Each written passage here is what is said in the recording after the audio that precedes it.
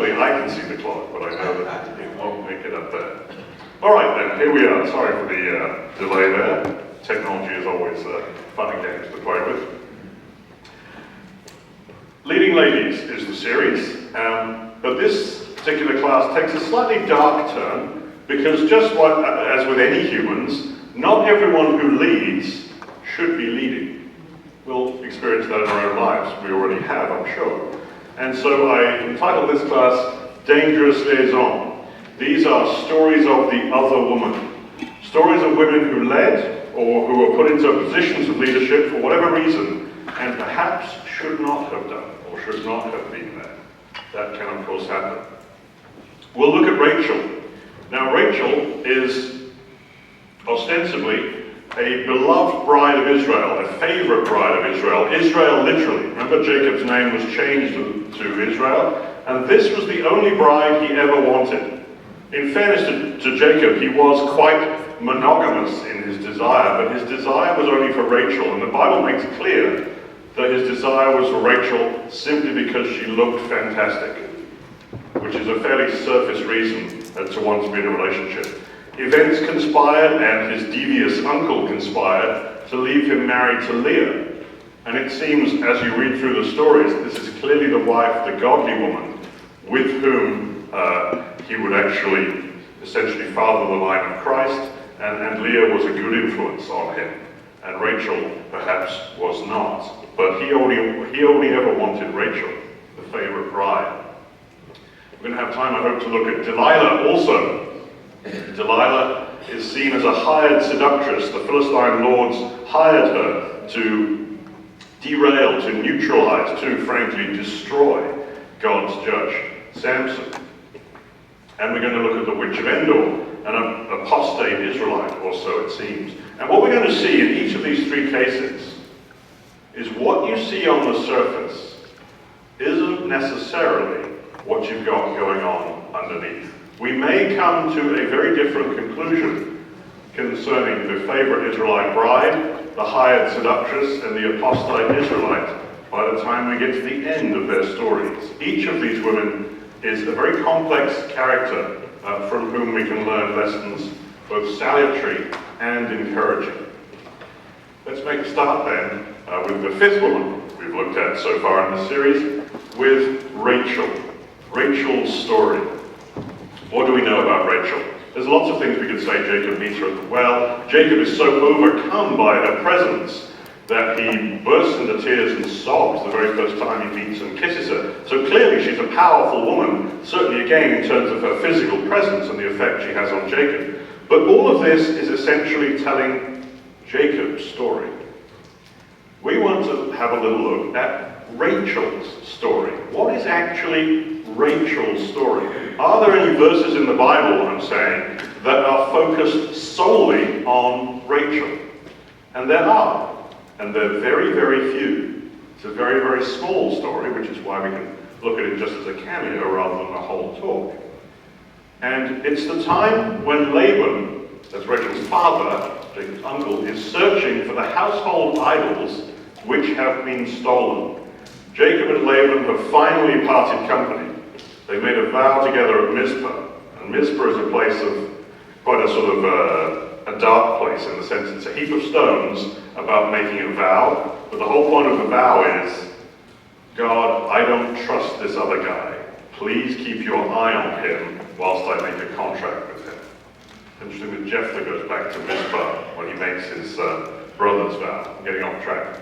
Jacob and Laban has finally parted, that is to say, Jacob and his entourage have left Laban's property, but Laban's household idols have gone missing. And Laban, angered, has come hotfoot in pursuit to find where they are. Rachel has stolen them. Jacob does not know this. And that, on the screen, is almost the entirety of Rachel's story. There's only a few verses focused on her.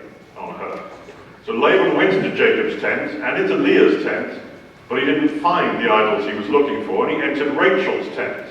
Now Rachel had taken the household goods and put them in the camel's saddle and sat on them. Laban felt all around the tent but couldn't find them, and she said to her father, "Let not my lord be angry that I cannot rise before you, for the way of women is upon me." So he searched, but did not find the household gods. Now, I'm sure none of us would like to be characterized by a single event in our life, or have our life story written up in 3 verses. But, because we believe God is the author of the Bible, we must therefore conclude that these verses, though short, are an accurate summary, or the most important things we can learn about the character of Rachel. What is it that we are actually seen to learn? What is it that we notice here from Rachel's moral compass? I don't want to be judgmental, that's not my desire. I don't want to be harsh on anyone. But perhaps the easiest way to look at this scenario is to consider the 10 Commandments. And all I want to do is say, the 10 Commandments, how many did Rachel keep and how many did Rachel break just in this 3-verse story? And we'll make this trivia-oriented. So log in, no need to log in. Let's see who can actually remember the 10 Commandments. What's the first commandment?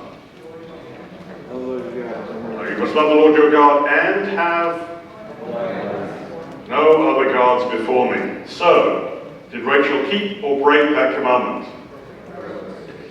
Yes. 0-1 in the American vernacular. See, I'm getting good at this. And the second commandment is... Oh, it got quiet all of a sudden. Wait, you've learned them as far as 1. That's good. There's a few more.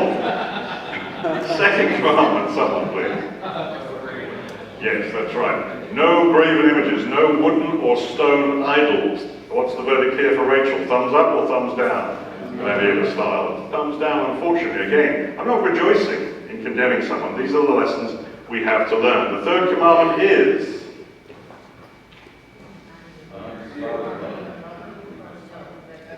No, that's number 5. Yeah, very good, thanks, right. Do not blaspheme, do not take the name of the Lord your God in vain. I don't know how you understand that in modern parlance. For me, I say blasphemy is cheapening. Don't cheapen God's name.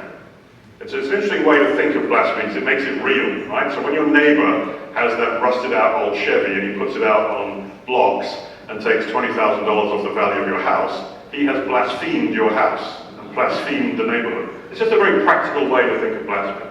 Don't cheapen my name. Don't use it cheaply. Did Rachel keep or break that particular commandment? Yes, I think she's down on that one. Fourth commandment is? It is to do with the Sabbath. I actually summarize it since it actually talks about all 7 days. You must work and you must rest. Did Rachel break or keep that commandment? I agree with your silence. She did not break it. That's fair enough. Number 5 is, honor your father and your mother. The days may be long in the land your Lord your God gives you. Did she break or keep that one?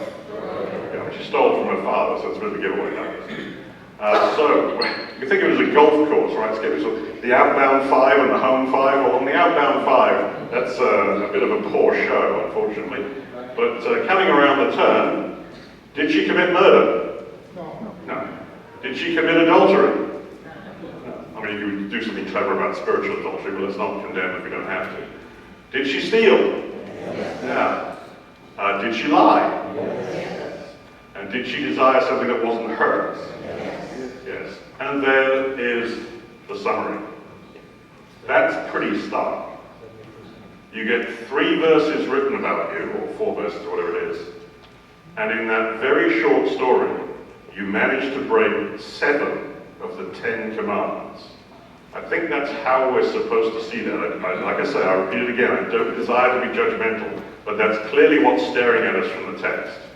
So Rachel, for all her great beauty, her great physical beauty, unfortunately, this is her story. Those are the verses she owns. She is not presented as a godly woman. And perhaps I've been too light. She is presented as a non-godly woman, unfortunately. And you see, therefore, perhaps why God allowed Laban's deception to stand, that he would marry Leah, who was a godly woman, and not Rachel.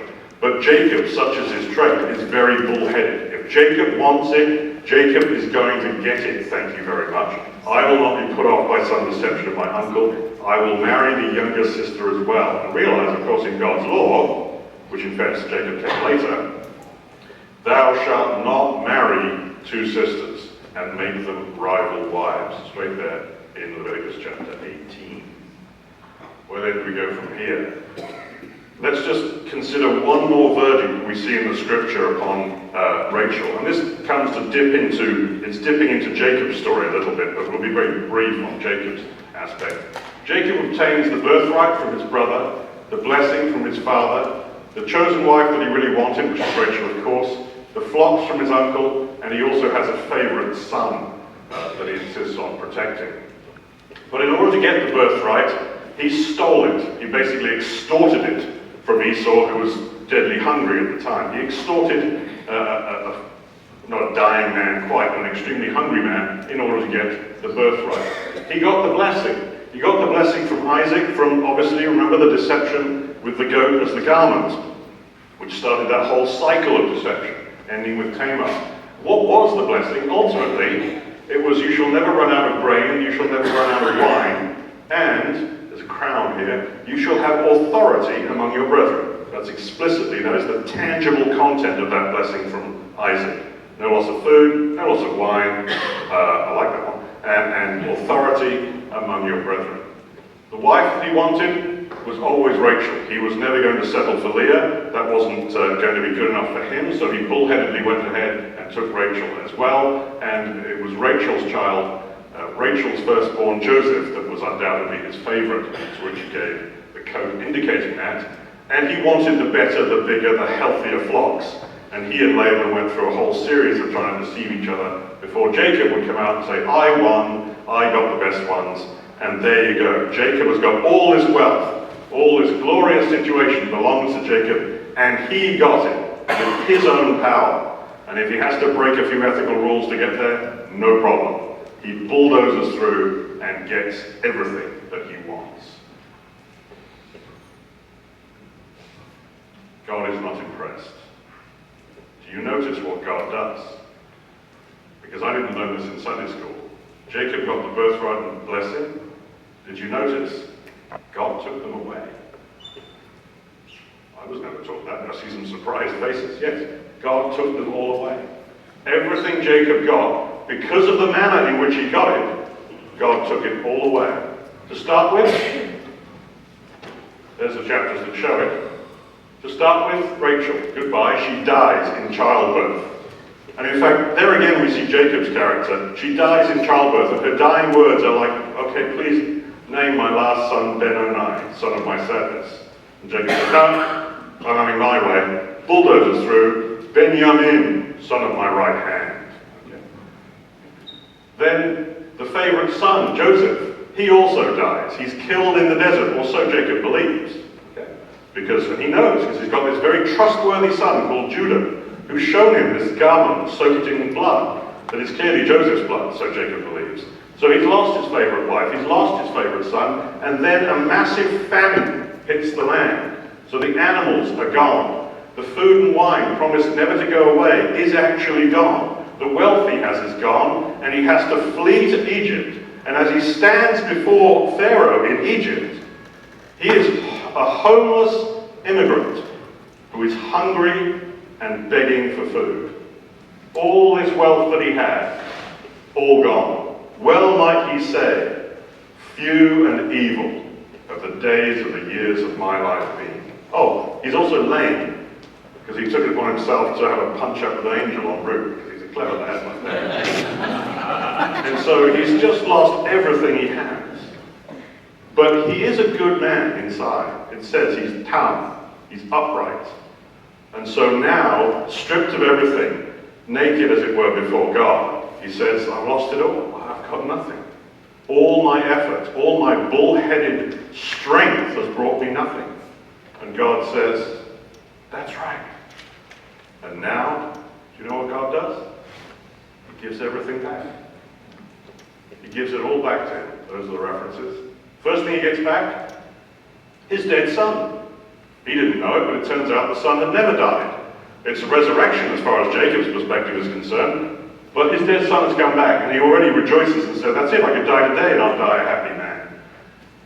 And it turns out Joseph is not just alive, he's the second most important person in the entire country of Egypt, meaning that Jacob is now the father of the second most important. He has more authority than he's ever had before. And so Joseph settles Jacob in the land of Goshen, which is on the Nile Delta, the most fertile part of Egypt, where there is a plentiful supply of food and wine. And it turns out the Egyptians don't like being shepherds for reasons I don't know, and I don't need to know. And so all the flocks and herds of the Egyptians are put under Jacob's care. He's got more flocks and herds than ever he stole or deceived out of Laban. And of course that makes him spectacularly wealthy. God gives everything back.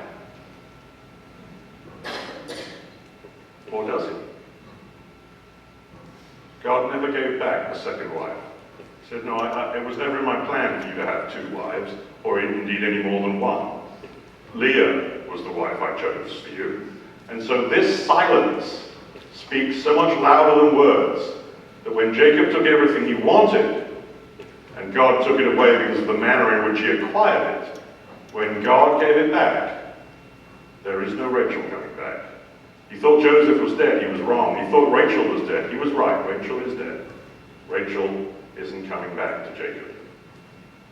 And that's a very silent verdict. Sometimes the Bible speaks extremely quietly, but that silence is a very loud voice when you see it in this fashion. And that's God's verdict on Rachel, or so it seems. And finally, finally for Rachel, let's look at the cave of Machpelah. The cave of Machpelah is a unique place in Israel. In fact, it's a unique place in the world. And let me go a little bit ahead of myself, or a little bit too far, and say it's the only part of planet Earth that's already in the kingdom. Peter looks surprised. You should be surprised. It's a pretty outrageous statement. Why would I say so foolish a thing? The kingdom is characterized by a number of things, one of which being Abraham will own the land of Israel. He was promised it, but he never received it. That's what characterizes him as a man of faith. Hebrews 11 goes into this in depth. But he did own one little bit. He owns the cave at Machpelah. Remember? He bought it. He bought it as a burial place for his own leading lady, for Sarah. What a beautiful gesture. He didn't want to bury Sarah in borrowed, loaned, rented land. So he did actually buy the cave of Machpelah. You can argue the cave of Machpelah is the one place on earth that's already in the kingdom, because it's a part of Israel that Abraham owns. And that makes it very special, isn't it? And it is a special place, the only part of the promised land Abraham ever owned to date. And the cave holds these 6 people, as I'm sure you know, the 3 patriarchs and matriarchs of Israel's people: Abraham, Sarah, Isaac and Rebekah, Jacob and Leah. When Leah dies, Jacob finally says, no, bury her with my fathers. Bury her with Isaac, my father, with Abraham, my grandfather. Rachel has fallen in a place near Bethlehem and remains buried there. But Leah is taken to the cave of the fathers, the kingdom place, if you will. Leah is there and Rachel is not. It's almost like Jacob finally learns, yes, this is the wife I should always have had. This is the wife I should always have valued, and perhaps which I didn't always value. Let me finish with a little flourish of speculation, and it is only speculation. For those of you who read the Hebrew, you'll recognize that's a very well-known word. It's Yisrael. It is, of course, the land of Israel. Eretz Yisrael. That's the spelling that's starting with the yod there, reading this way around. It's funny because, including the diacritical mark for the vowel, it has 6 letters, right? So if we look at them in the Roman lettering, yod, well, that's the Hebrew, but it's equivalent J, I, S, R, A, L. Yeah. The same initials of the 6 people who were buried there. Might be just a coincidence. And I can't go any further, so I'm not sure what that's worth, but these are the people who were here. Yaakov, Yitzhak, Sarai, Rivka, Abraham, and Leah. Yisrael. What does that tell you? It tells you a beautiful thing about the components of the kingdom. It also tells you Rachel isn't there. It's another silent verdict, isn't it? And I'm not reading anything too much into that, but I notice that in the kingdom of Yisrael, the future kingdom of Yisrael, Israel, if you will, because Abraham already owns that land. Leah is present, but Rachel is not. Let's move on to our second lady of three today, number 6, Delilah's story. Samson went down to Timnah, and as they approached the vineyards, suddenly a young lion came rushing towards him. So, a lion and a vineyard. I suggest to you that that verse means rather a lot, because we don't need to know. It's one of those details you don't need. I don't care that the lion came out of a vineyard, right? Why would I need to know that? A lion is definitely a symbol of a powerful killer. We can go to a variety of scriptures to prove that, but I don't think that's a useful use of our time, right? So it's a real danger. In 25 references that's used in the Bible, it's a real danger to humans, and it symbolizes that which kills. God is represented as a powerful killer, so is the devil. Not that God and the devil have a whole lot in common, except they're both powerful killers. And the vineyard is the symbol of a fertile woman. There's 2 different ways we can argue that. Israel is represented as God's vineyard. Israel is represented as God's bride. So there you are. You already have an equation between a bride and a vineyard. You could argue separately. A vineyard is where wine begins. Wine is a symbol of blood, per Jesus, and blood is a symbol of life, per Genesis, Leviticus, and Deuteronomy. So if life is blood and blood is wine, and wine grows in a vineyard, vineyard is where life begins. And life begins in a fertile woman. So there's 2 separate proofs there. So they approach the vineyards of Timnah, and suddenly a young lion comes roaring towards him. So let's read that verse again, using our translation of spiritual symbols. As they approached the fertile women of Timnah, suddenly a powerful killer came running towards him. What does that tell you? Suddenly there's a lion there that they hadn't seen before. And by the way, lions shouldn't be in vineyards. I live in California. There's quite a lot of vineyards, and we do have mountain lions. I've seen them with my own eyes in the wild. They don't go into vineyards. It's pretty obvious why if you look at a vineyard. There's virtually no cover. Lions like to hide. They like to be in cover. Right? And the vineyard has got far too many smells and hallmarks of humans. And lions are quite shy and they don't actually come after humans. So lions stay out of the vineyard. And yet we're told here the lion came from the vineyard. Well, that's what it's saying.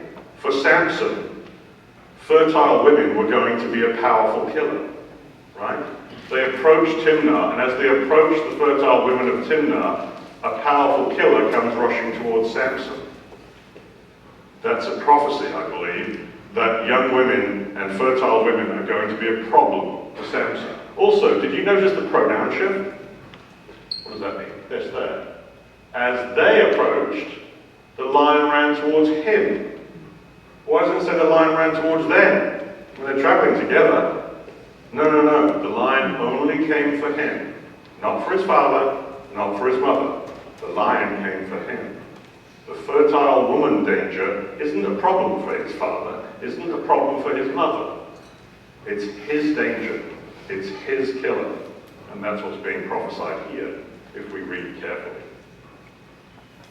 So Samson, we know the story about how Delilah is contracted by the Philistines to find out the secret of Samson's great strength. And before he tells her 3 lies, because he doesn't want to reveal the secret of his great strength for fear of capture. So before he tells her the truth, he deceives her 3 times. If we look at those 3 deceptions, I wonder if you've ever really studied them, we'll see that actually his lies are very poor. Here's what I mean. Samson wears his hair in 7 braids. I'm not sure if you noticed that, it's not in all the translation. He's got 7 braids of hair. And the secret of his strength is, if his hair is shaved off, his strength is gone, because his Nazarite vow is broken. And so Delilah says, where's the secret of your strength? And he says, well, he makes up some story about, just tie me up with 7 bowstrings. Now, if the real answer is the 7 braids of hair, trying to distract someone with 7 bowstrings is about the least capable distraction you can make. I can lie better than Samson, right? I might talk about, well, there's this potion you've got to make up, or there's this incantation you've got to recite. or there's this silver amulet hidden in my parents' house, or whatever. Samson's lie is terrible. It gets worse. The second time he lies there, he says, well, it's all to do with new ropes. Is there anything in the world that looks more visually similar to braided hair than rope? I mean, you almost wonder why Delilah couldn't figure it out just from the terrible lies that Samson's telling. And his final attempt at lying to her is to say, well, it's actually something to do with the 7 braids of my hair. Yes, it is. And his only lie is to say, well, you just have to entangle them somewhere in the house or in a loom, or translations differ. But what do we see from this? We see he desperately wants to tell her the truth. His lies are ever so close to the actual truth. All of Samson's lies actually point at the right answer. He's weakening and weakening. And Delilah repeatedly reveals her treachery. The moment he says, well, all you have to do is X, and I will be powerless, next thing you know, he wakes up in the morning and X has happened to him for any given X. I mean, come on, Samson, pay attention. See what's going on here. Is he just stupid? And I think some commentators say yes. I think the answer is no. I think he's really smitten by Delilah, and he wants to tell her the truth, and he just hopes against hope that she won't betray him, even though he's seen her betray him 3 times. And if you doubt for 1 second that he knew who was betraying him, look at his pronouns. Look at this. Samson's language reveals that he knew Delilah was the betrayer. That's what he says. If they bind me with 7 fresh bowstrings, if they bind me with new ropes, no, he knows. The 3rd time he tells her, he says, well, if you take the 7 locks of my hair, he knows who his betrayer is. He doesn't even hide it by the 3rd time. He knows it's her. And yet he still, the 4th time, tells her the truth. Why? Ironically, because the strong man has been rendered utterly powerless. The lion has got him. And this lion is going to cost him his eyes. In fact, ultimately, it's going to cost him his life. But what of Delilah? This is supposed to be Delilah's story, not Samson's. What actually ends up happening to Delilah? I don't know if you know this, and I was never taught this in Sunday school, and probably you weren't either. Delilah was assassinated. You doubt that? It says so in the Bible. Now, obviously, it doesn't say it in that many words, else you'd have known that since you were 5 years old, but have a look. The lords of the Philistines came up to Delilah and said to her, seduce Samson and see where his great strength lies, and by what means we may overpower him. And each of the conspirators, however many there were, will give you 1,100 pieces of silver. Now here's the problem with that. Samson is a politically and militarily a powerful man. And what the lords of the Philistines are saying is, look, you betray him so that we can capture him and kill him, and we'll make you fabulously wealthy for the rest of your life. Careful. What have the lords of the Philistines done? Think about the precedent they've set. We've set a precedent that any wife who wants to be A, rid of her husband, and B, fabulously wealthy for life, all they have to do is sell them down the river to their enemies. Every one of the lords of the Philistines has put their own head in a noose. They can't allow that to stand. They can't allow Delilah to be paid. Their own lives will be put at serious risk if that's true. Now that's only logic, that's not scripture. So it stands to reason by logic they're going to kill her, not pay her.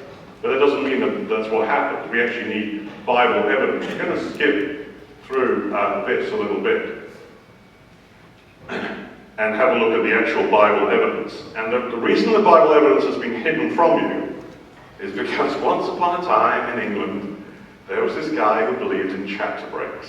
And when you get to the end of Judges chapter 16, guess what you do? You stop reading, because you say that's the end of the story. Because Stephen Langton, for that was his name, the Archbishop of Canterbury, decided that that was the end of the story. And that's the point where Samson dies. And I think that man, with his sexist view, said, well, the male protagonist is dead. How can the story possibly carry on? End. And you never read the first few verses of Judges 17, do you? With respect to the story of Samson and Delilah. We will each give you 1,100 pieces of silver. Here is the true end of the story, the front end of the next chapter. It's a man confessing to his mother, the 1,100 pieces of silver that were taken from you, that made you so angry that you swore a curse. Behold, the silver is with me, I took it. And he restores the 1,100 pieces of silver to his mother. Let me paraphrase this and see if my paraphrase is fair with the actual scripture. This man is saying, hey Mom, you know there's 1,100 pieces of silver that was stolen from you? That's quite a lot of money, right? And it made you so angry you swore a curse before God? I'm terribly sorry, Mom, it was me who took it. But guess what? I can pay it all back to you. Because it turns out, after all, I don't need it.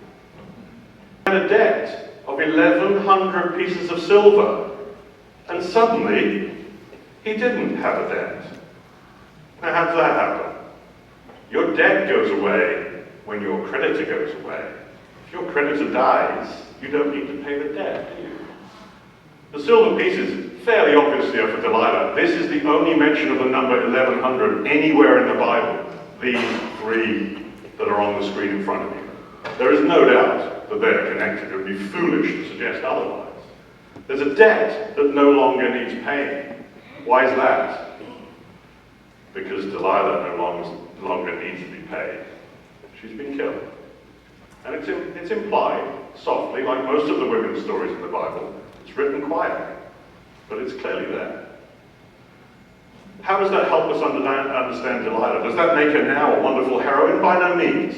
It's hard to sell Delilah as a heroine, and I'm not trying to do that. What I am trying to say to you is perhaps realize she was as much of a victim as Samson ever was. She was contracted by the lords of the Philistines and said, okay, we see that Samson's besotted with you. You need to find out the source of his strength. If you don't, or if you refuse, we'll kill you and wait for him to be besotted by another woman, because he keeps doing it. He's got this thing. He's absolutely, every story about Samson is about his falling in love with a woman, usually inappropriately so. Right? So she will be killed if she doesn't. And if all goes well for the lords of the Philistines, she'll be killed if she does. She never had a chance to live either way. Which means heroine she may not be, but it's hard to sell Delilah now as some wicked, conniving seductress, when in reality, she was as victim as much as Samson. She probably died before Samson did, interestingly. Not that it matters that much. That's Delilah's story, and a sad one it is at that.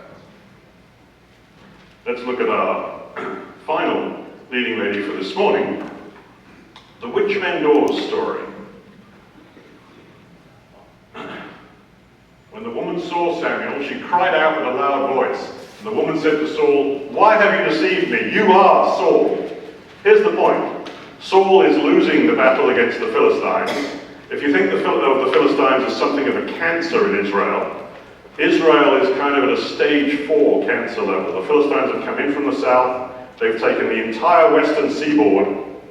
They've reached the very north of the country, and they've U-turned. And inland, they're now coming down from the north. And they've occupied the hills of Moriah. And Saul has come up to muster counterforce, and he's come up to the mountain of Gilboa, and there's the plain of Jezreel lying between them, and they're going to do battle. And Endor is right there on the northern battle line. It's about 3 to 5 miles from where Saul is camped. And the point about 1 Samuel 28, and the story of the witch of Endor, is that it troubles many people, needlessly in my opinion, because they think there's something weird going on here. There's some spooky witchcraft and sorcery and goodness knows what. And the whole implication is there are supernatural forces in this world other than God. There are not. And a straight reading of the chapter will show that, as we will see. And so one of the questions is asked is like, well, okay then, if there's no supernatural forces at the behest of the witch, how does she know that it's Saul before anyone tells her? How does she know? How does she secretly know that it's Saul when Saul has come to her in disguise? Let's reason that through. How does the witch know that her visitor is King Saul? That's my best picture to compete with Brother Steve of King Saul. Head and shoulders above the rest, best I can do. Well, let's consider what she does know. She knows that King Saul is unusually close by. Brother Steve has done a great job in showing us Saul's hometown, Gibeah, that's a couple of days' journey away. But Saul is now only 3 to 5 miles away on Gilboa, while she's in Endor. So she also knows that Saul has expelled the mediums from the land, so her life is at risk, meaning that if Saul ever U-turns and comes to her, he's going to come in disguise. She also knows that Saul is unusually tall. In modern terms, if he's head and shoulders above a regular heighted man, I'm going to choose the height 6'10". I think that's about right. I actually know someone who's 6'10", and it's obviously very noticeably tall. So Saul is, for the purpose of this argument, 6'10". She has a visitor who's 6'10", when Saul is close by.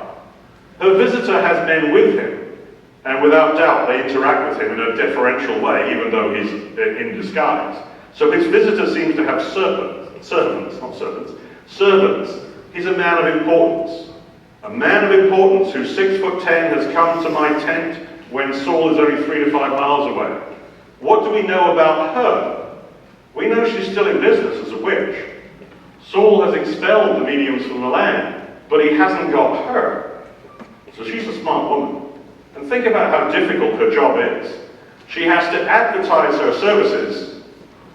Sorcery services available here. Please tell absolutely no one, else I'll get a death sentence. That's a difficult balancing act, isn't it? To keep your activities in perfect secret and yet advertise them enough. And even Saul's men knew. Saul's like, where can I go for help? And they're like, well, there's a witch just down the road. So they all knew. She's smart enough to survive in a lethal environment. So consider what happens. The very tall visitor, the 6'10" visitor, requests to see God's prophet Samuel. This has got to be extremely unusual.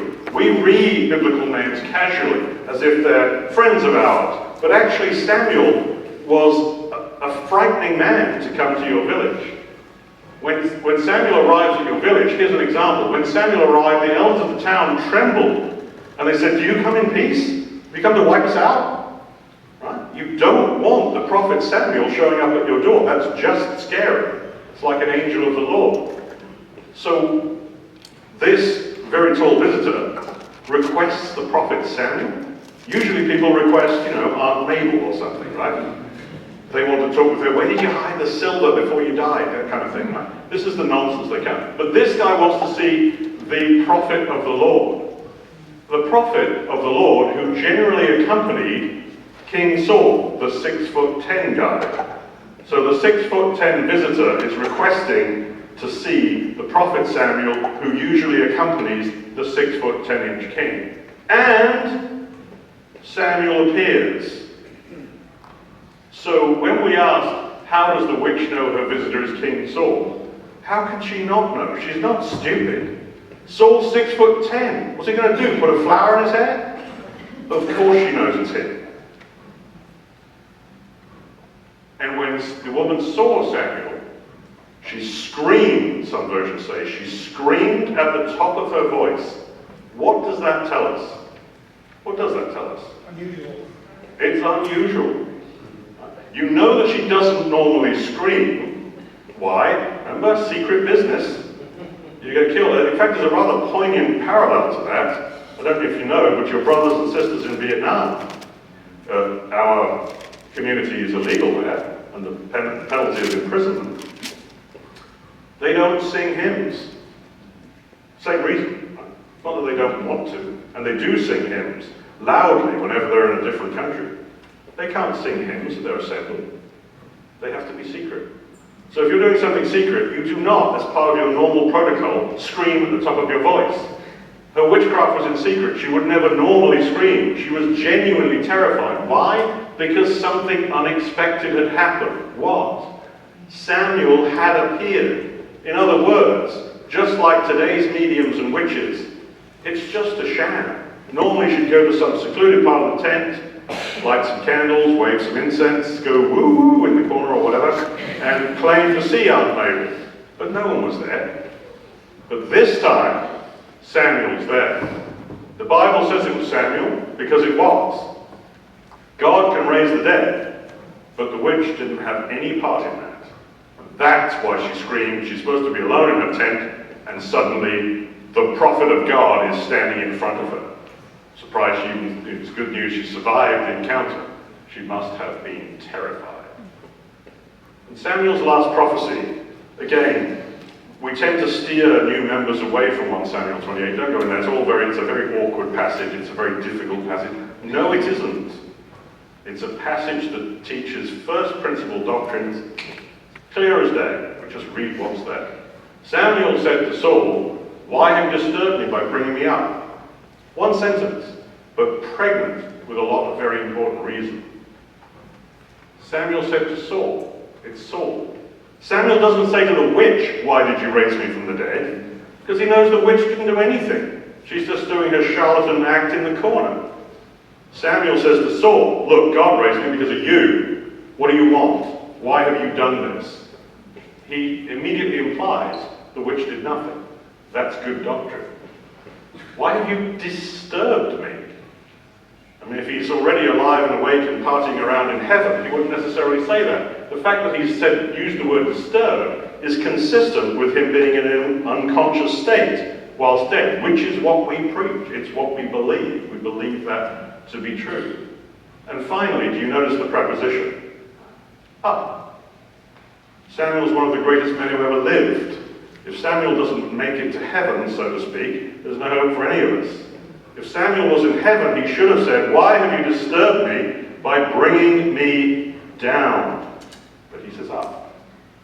Up is consistent with coming from the grave, but inconsistent with coming from heaven, where he should have said down. So never feel the need to avoid or steer anyone away from 1 Samuel 28. It teaches basic doctrines very plainly. But here is the deadly prophecy. "The Lord will hand over both Israel and you, Saul, to the Philistines. And tomorrow you and your sons will be with me." One more piece of great doctrine. Because the good guys go to heaven and the bad guys go to hell? No. Saul, you and your sons will be with me. We're all going to the same place when we die. The faithful Samuel and the rejected Saul's sons, certainly, and Saul himself perhaps, we don't know, go to the same place, to the place below, after death. What happened to the witch? This is her story, not Saul's. Brother Steve will adeptly tell you Saul's story. We're looking at the witch. We don't know what happened to the witch, we're simply not told. But she saw the effect of a living God right in front of her, enough to terrify the life out of her and make her scream at the top of her voice. I think she remembered that in days to come. We can consider her spiritual peers. Who else met the power of the living God face to face from a Gentile or apostate point of view? I think about the Gentile sailors who were with Jonah, they will be worshipping foreign gods, but then those sailors, feared Yahweh, the Lord, exceedingly, and offered a sacrifice to the Lord and took vows. They were actually diligent religious men. Did you notice two things? They, the sailors, prayed to their God before Jonah prayed to his God. That's bad news. And then there's the even worse news for Jonah's appraisal, his performance review. They, the sailors, prayed to Jonah's God before Jonah prayed to Jonah's God. These are righteous men, but they were on the wrong track. There's no doubt we're told they were converted to the God of Israel, the living God. And Rahab of Jericho, the same thing, was raised in a Canaanite environment, in an occupation of prostitution, and yet she knew and saw the power of the living God. And she dwells in Israel, physically and spiritually, if you like, to this day. So, given that that's what happened with the Gentile sailors of Jonah, given that that's happened with Rahab of Jericho, since the witch of Endor has exactly the same experience, a first-hand, face-to-face revelation of the power of God, it seems likely that that intervention in her life, because God reaches out to catch the ones that he wants, it seems logical to infer, with some backing, albeit speculative, that she finished as a convert, the witch very well may have been converted. I'd be surprised if she wasn't. And if that's true, isn't it fun to think Samuel may well see her again. So then, here we are at the end of our class this morning. Rachel, a favorite Israelite bride. Yes, she was, but on closer examination, certainly idolater, and certainly left out of the cave of Machpelah, the symbol of the kingdom containing Yisrael. She isn't part of that spelling. There's an R in there, but that's Rebecca, not Rachel. Delilah, a heartless seductress? I don't think so. I think a manipulated victim, and someone whose future, whose fate is spiritually and eternally remains unknown, certainly unknown to me, but certainly not the center of wickedness we might have once thought. And the witch of Endor, an apostate Israelite? Hey, weren't we all? Most likely a convert whom we may have the pleasure to meet one day. Thank you.